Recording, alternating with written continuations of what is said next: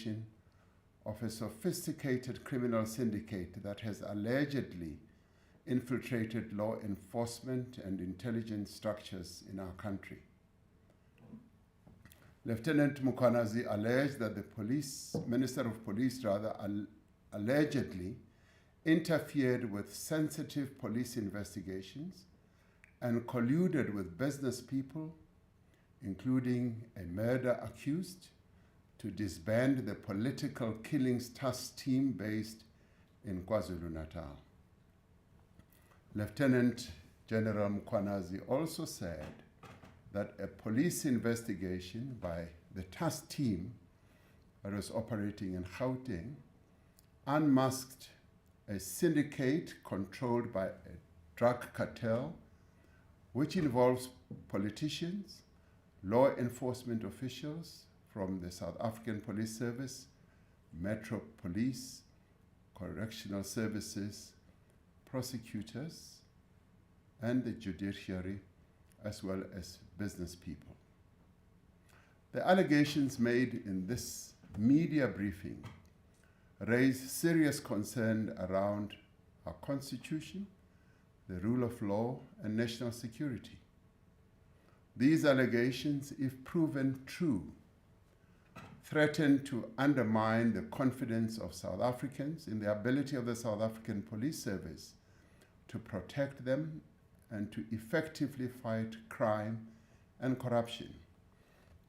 South Africans are concerned about corruption and the rise of criminality in our country, which manifests itself in the killing of innocent people, gender-based violence, gang violence, kidnappings, construction mafia criminality, and in many other ways.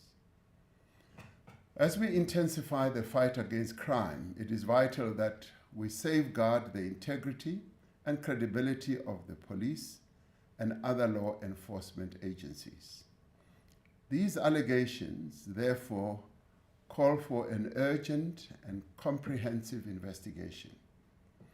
To address these allegations and the implications of these allegations, I'm establishing a Judicial Commission of Inquiry that will be chaired by Acting Deputy Chief Justice Mbuyisile Madlanga.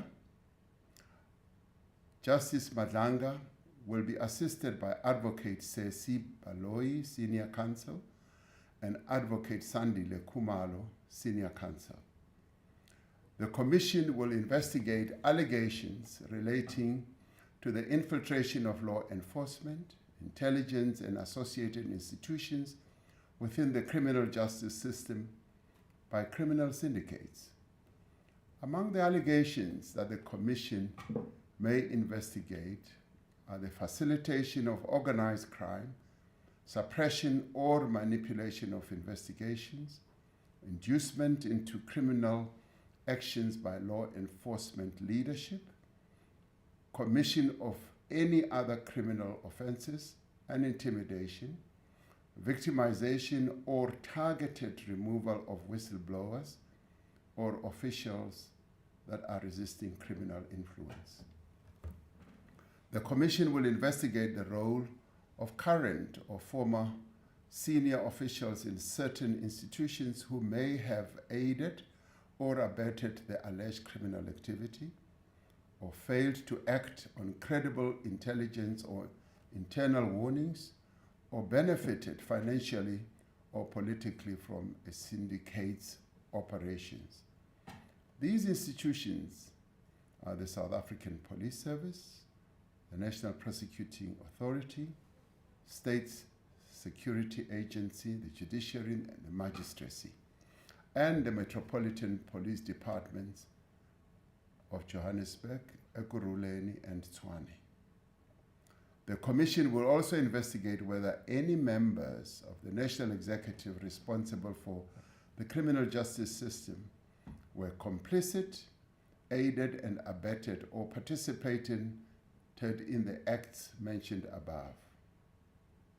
The Commission will be asked to report on the effectiveness or failures of oversight mechanisms and the adequacy of current legislation, policies, and institutional arrangements in preventing such infiltration.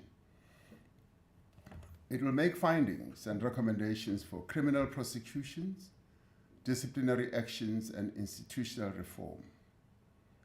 Once established, the Commission shall consider prima facie evidence relating to the involvement of individuals who are currently employed within law enforcement or intelligence agencies. Where appropriate, the Commission must make recommendations on the employment status of such officials currently employed, including whether they should be suspended pending the outcome of further investigations. The Commission will have the power to refer matters for immediate investigation and urgent decisions on prosecution, taking into account the nature of the allegations and the evidence the Commission will uncover. It is critical that these matters be attended to with the necessary urgency and thoroughness. The Commission is expected to complete its work and submit a final report to the President. Interim reports will be expected after 3 months and 6 months, respectively. The final report of the Commission will be sent to the Speaker of the National Assembly and to the Chief Justice. Acting Deputy Chief Justice Madlanga is retiring from the Constitutional Court at the end of July 2025 after years of distinguished service, and will therefore be able to give his full attention and time to the work of this Commission. In order for the Commission to execute its functions effectively, I have decided to put the Minister of Police, Mr. Mchunu, on leave of absence with immediate effect. The Minister has undertaken to give his full cooperation to the Commission to enable it to work properly. I have decided to appoint Professor Firoz Kachalia as Acting Minister of Police. Professor Kachalia is currently a Professor of Law at the University of the Witwatersrand and is the chairperson of the National Anti-Corruption Advisory Council. He previously served as an MEC of Community Safety in Gauteng.